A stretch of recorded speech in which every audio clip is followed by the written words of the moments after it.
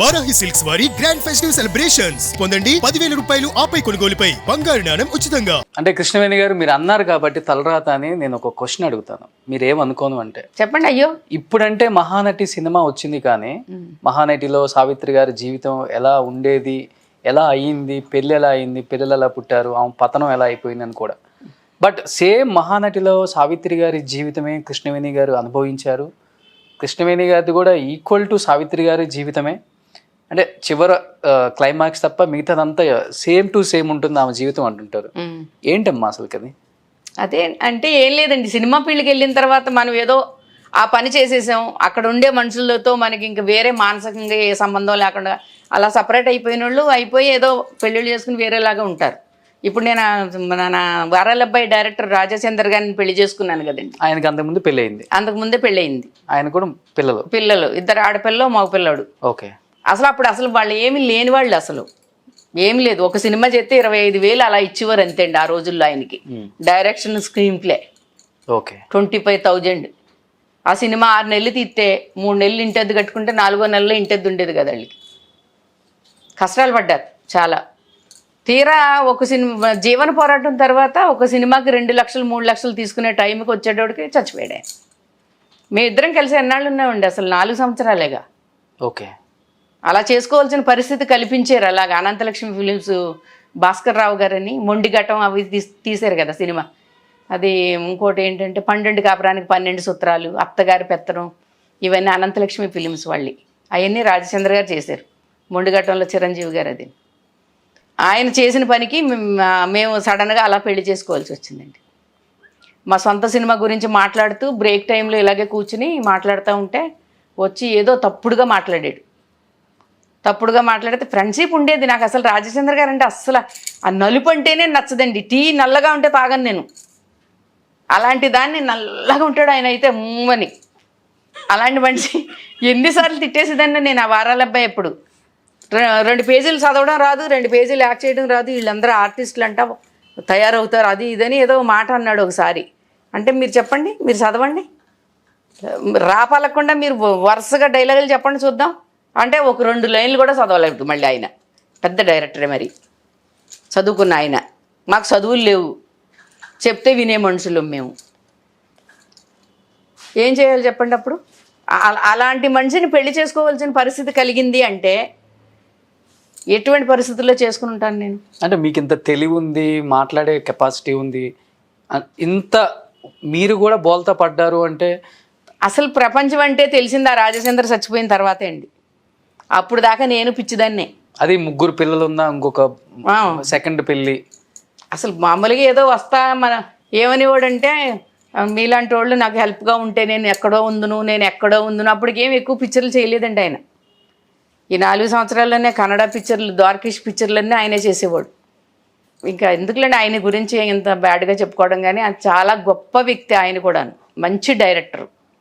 ఇప్పుడు జరిగినాయి అలా ప్రాబ్లమ్స్ సినిమా ఇండస్ట్రీలో. ఆయన సినిమాలు వచ్చిన నాళ్ళు ఏ ఒక్కళ్ళ పేరు బయట లేదు. అన్నీ ఆయన సినిమాలు 100 days ఆడాయి. 300 రోజులు ఆడింది ఆ వారాలబ్బాయి మన దీపక్ థియేటర్లో, శాంతిలో. అలాంటి సినిమాలన్నీ తీసాడండి. మరి ఇంకా ఆయన గురించి మనం ఎందుకు బ్యాడ్గా అనుకోవడం? పొల్లేడుగా 4 సంవత్సరాలు ఉన్న లైఫ్ అంతా ఒక్కసారిగా బ్లాంక్ అయిపోయింది కదమ్మా మీకు. ఏంటి ఆ క్షణంలో మీ థింకింగ్, మీ మైండ్? నా ఇంట్లో అన్నం తిని వెళ్ళాడండి ఆయన. భోంచేసి మధ్యాహ్నం టీ తాగి వెళ్ళాడు. నేను మామూలుగా కార్ షెడ్ దగ్గర స్తంభం మీద చేసి ఎలా నుంచుంటే, అందుకే నిన్ను అందరూ చిట్టూరు మహారాణి అంటారు. నువ్వు నాకు కూడా అలాగే కనపడుతున్నావు, చిట్టూరు మహారాణిలాగా. మా ఇంటి పేరు చిట్టూరు అండి. అక్కడ మా చిట్టూరు ప్రభాకర్ గారు వాళ్ళంతా, చిట్టూరు సత్యనారాయణ గారు వాళ్ళంతా అక్కడ పెద్ద పెద్ద డాక్టర్లు ఉన్నారు మన అపోలాలో, మెడ్రాస్లో. వాళ్ళందరూ చుట్టాలు ఉంటారు మనకి. అయితే అలాగా అనివాడు. వాళ్ళందరినీ చూసొచ్చి నీ గురించి చెప్పారులే వాళ్ళు నాకు, మీరు అలాగే కనబడతారు నాకు అనేవాడు. ఆ రోజు భోంచేసి వెళ్ళిన మనిషి ఆ నైట్ ఏం జరిగిందనేది ఎవరికీ తెలియదు. చాలా మిస్టరీ అమ్మా. చాలా మంది ఏమో మర్డర్ చేశారు ఆయన్ని, రోడ్డు మీద మర్డర్ చేసిన ఇంటి ఎదురుగా రోడ్డు మీద వేశారండి మీ ఆయన్ని. కొంతమంది యాక్సిడెంట్ అంటారు.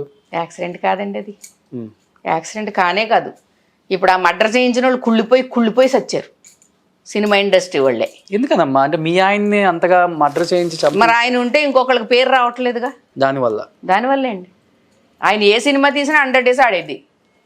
కుటుంబ సబ్జెక్టులు మంచిగా ఫ్యామిలీ సబ్జెక్టులు అందరూ వెళ్ళి కలిసి కూర్చుని చూసేలాంటి సినిమాలు తీసేవాడు. ఎన్ని సినిమాలు చేసినట్టు, బొమ్మరిల్లు, మా ఊళ్ళో మహాశివుడు, మహాలక్ష్మి, ఓతండ్రి తీర్పు, ముగ్గురు మిత్రులు, శ్రీమతి గారు, కుటుంబ గౌరవం, దేవి శ్రీదేవి, ఈ వారాలబ్బాయి, పిచ్చిపంతులు, అత్తగారి పెత్తనం, మొండిగటం, ఇదే నా సమాధానం, బంధం, విజృంభణ, జీవన పోరాటం, ఇన్ని సినిమాలు చేసాడండి నా దగ్గరికి వచ్చిన తర్వాత. ఓన్లీ 5 yearsలో ఎన్ని చెప్పానండి ఇప్పుడు నేను? 15 సినిమాలని చెప్పాను దగ్గర. తెలిసి తెలియని వయసులో ఇండస్ట్రీకి వచ్చారు, కష్టపడ్డారు, అనుకోకుండా రెండో పిల్ల అతను చేసుకున్నప్పుడు కూడా జీవితం బాగానే కొనసాగుతుంది అనుకుంటున్నాను. చివరిగా ఆయన బాడీని అలా చూసినప్పుడు కృష్ణవేణి గారి జీవితం ఏంటి అని మీ మైండ్లోకి వచ్చినప్పుడు ఏంటమ్మా అసలు మీరు మీ పొజిషన్ ఏంటి అసలు ఆయన అలా చూడగానే? అసలు అప్పుడు చాలా చాలా జరిగినాయిలేండి అవన్నీ, ఇంకా అసలు చెప్పలేం. నేను గవర్నమెంట్ హాస్పిటల్లో అలా డెడ్ బాడీని అలా పడుకోబెట్టేసుకుంటే ఆ చెప్పులును ఆయన మొల్లో వేసిన గొలుసు పట్టుకొచ్చారు ఇంటికి, కళ్ళజోడు ఇంటికి పట్టుకొచ్చి, ఇది రాజచంద్రదే కదా అని అడిగితే అవునండి అన్న. అప్పుడు దాకా నాకు అసలు నమ్మబుద్ధి కాలేదు. ఎందుకు ఆ పెళ్ళం దగ్గరే ఉన్నాడు కదా, మరి డైరెక్టర్స్ కాలనీలో ఎప్పుడు వెళ్ళాడు, ఎలా వెళ్ళాడు? ఆవిడ దగ్గరికి వెళ్ళి పోలీసులు అడిగితే అందంట, ఉన్నాడు ఇంట్లోనే ఉన్నాడు, ఇప్పుడే వెళ్ళాడు అలాగా టీ తాగొస్తానని అందంటండి. ఎప్పుడో రాత్రి వెళ్ళిపోయిన మనిషి. అదే ఇంట్లో టబ్బులో కరెంటు వైర్లు పెట్టి కాల్చి పీ కట్టుకుని ఇలా నొక్కి ఎన్ని ఏళ్ళు, 4 ఏళ్ళు కనపడ్డాయండి నాకు. ఇలా నొక్కేసి ఇలా పట్టుకుంటే ప్రాణం పోయిన తర్వాత ఏమవుతుందని బ్లడ్ సర్క్యులేషన్ ఆగిపోయి ఇక్కడ ఏళ్ళలాగా అలాగే పడ్డాయి ఆ నల్లటి ఒంటి మీద. అన్నీ చూశానండి నేను. అలా చంపారని నాకు క్లియర్గా తెలుసు. కమిషనర్ దేవారాం గారు దేవుడు ఆయన అన్నాడు, చూడు నువ్వు ఒక పిల్లని సంకన వేసుకుని ఇక్కడికి వచ్చి సినిమాలు యాక్ట్ చేసుకుంటూ ఈ రాజచంద్రని కట్టుకున్నావు. రాజచంద్ర కోసం వచ్చి నువ్వు సినిమాలు చేయలేదు కదా. ఇప్పుడు ఆయనకి ఏం జరిగింది, ఆయన కేసుకు న్యాయం చేయండి, ఈ కేసుకు న్యాయం చేయాలి మీరు అని చెప్పి మీరు నా చొక్కాలు అట్టుకొని చింపేస్తే మేమేం చేస్తాం? ఎవరు చేయించారో మాకు తెలుసు. పెద్ద పెద్ద తిమింగిళాలు లాంటి వాళ్ళ చేతిలో జరిగింది ఇది. సినిమా వాళ్ళే చేయించారు. ఇలాగే క్లియర్గా చెప్పాడండి ఆయన.